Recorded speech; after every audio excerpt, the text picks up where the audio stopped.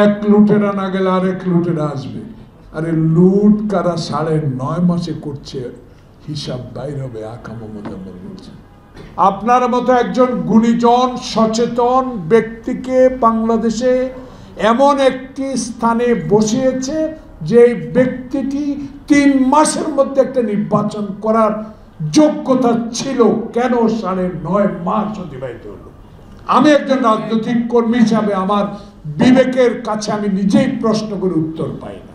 কেন বাংলাদেশ জাতীয়তাবাদী দলের সিনিয়র লিডাররা সালাউদ্দিন, আব্বাস, গয়েশ্বর, ডক্টর মোশাররফ হোসেন, মঈন খান, নজরুল ইসলাম খান, আমাদের দলের যে প্রতিনিধি, প্রত্যেক দিন রিজভী আহমদ সাহেব বলতে হবে নির্বাচনের কথা।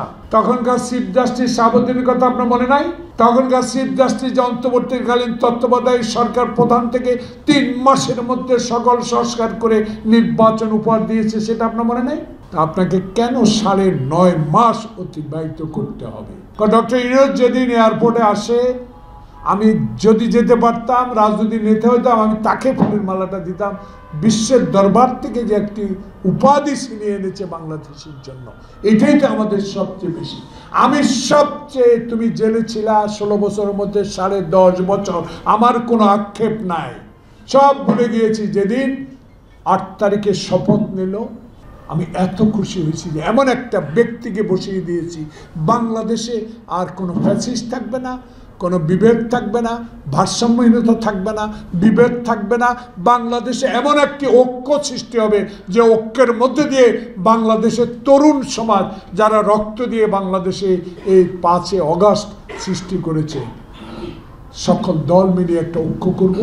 কার নেতৃত্বে? ডক্টর ইউনূসের নেতৃত্বে। সে ঐক্যটা বিনিষ্ট করা হইল কেন? হচ্ছে কেন? কার প্রলোভনে? কার কান কথায়? বাংলাদেশে 9.5 মাস অতিবাহিত হলো, এখনো সংস্কার সংস্কার সংস্কার সংস্কার।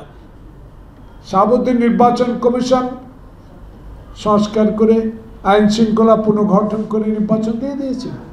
সেখানে বাংলাদেশে রশি টানিয়ে ভোট করার পর বাংলাদেশে জিয়ার আদর্শের দল বিএনপি, বেগম খালেদা জিয়া প্রধানমন্ত্রী হয়েছে। আজকে আপনিও পারতেন। শুধু নির্বাচন কমিশনটা হওয়ার পরে সকল দলকে নিয়ে যারা রাস্তায় ছিল, যারা গণতন্ত্রের জন্য লড়াই করেছে, যারা গণতন্ত্রের কথা বলেছে, যারা সংবাদপত্রের স্বাধীনতার কথা বলেছে, যারা ফ্যাসিস্টের বিরুদ্ধে কথা বলেছে, যারা লুটের বিরুদ্ধে কথা বলেছে, যারা সিন্ডিকেটের বিরুদ্ধে কথা বলেছে, যারা আইন শৃঙ্খলা রক্ষার কথা বলেছে, যারা দ্রব্যমূল্যের ঊর্ধ্বগতি রোধে দাবি পেশ করার পর গুলি খেয়েছে, জেলে গেছে, তাদেরকে নিয়ে আপনি দেশে একটি নির্বাচন দিয়ে দিতে পারেন। কেউ পদত্যাগ করে যায়নি, প্রধান হয় দলে, ওয়েলকাম, আসেন, রাজনীতি করেন, গ্রামে যান, মানুষের সেবা করেন, মানুষকে বুঝান, আপনার আইডিওলজিকে সেটা প্রচার করেন।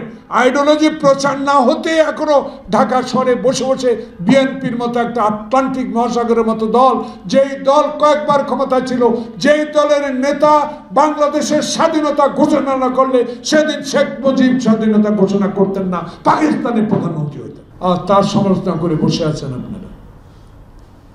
এক লুটেরা না গেলে আরেক লুটেরা আসবে।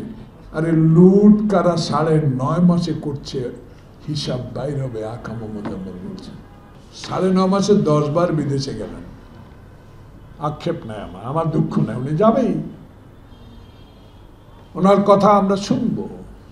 কিন্তু এমন কথা বলা ঠিক না যে কথাটিতে বাংলাদেশের সবচেয়ে বৃহত্তম রাজনৈতিক দলের নেতা কর্মীরা আপনার উপরে ক্ষুণ্ণ হবে, মনে কষ্ট পাবে। নির্বাচন শুধু আমরা চাই, হিসাব করে দেখেন না কয়টা দল নির্বাচন চায়। নির্বাচন চাই বিধে কি আমরা ক্ষমতা যাব, সরকার গঠন করবো, এটা তো আমরা বলি না। আমরা বলি মরা মৃত ব্যক্তির ভোট নয়, দিনের ভোট দিনে, গুন্ডার ভোট না।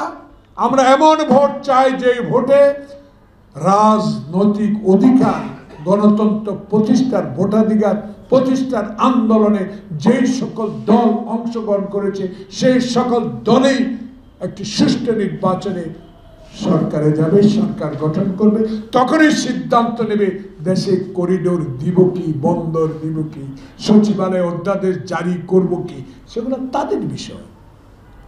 আপনাকে নিয়মিত কাজ করার জন্য আমরা ক্ষমতায় বসিয়েছি, সকলে মিলে, আমরা না।